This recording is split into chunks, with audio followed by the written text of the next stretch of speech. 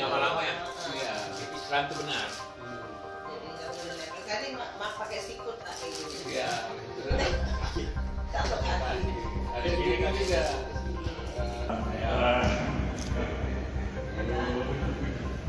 Apakah di DPRD Sumsel juga kayak gitu? Apa memang kayak gitu? Lucu ya. Kalau gue main soalnya sebenarnya. Tidak apa-apa kan? Mungkin tidak. Apakah memang di sini juga ada disuruh kayak gitu atau ada?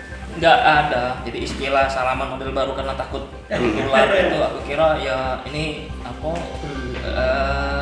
lucu-lucuan baik sebetulnya. Ya. Tapi kalau dalam kondangan misalnya tangan dicuci sebelum salaman, ini kan masih lebih sopan gitu. Tapi kalau salaman, ini salaman yang diajarkan namanya salaman tangan ketemu tangan. Kalau namanya siku bukan salaman namanya, sikuan namanya. Nah, jadi kalau menurut aku ya kita jangan berlebihan, ya. Jangan berlebihan terkait dengan salaman harus dengan siku tadi, dan tidak ada arahan bahwa di kantor-kantor DPRD harus salaman seperti itu, tidak ada arahan seperti itu.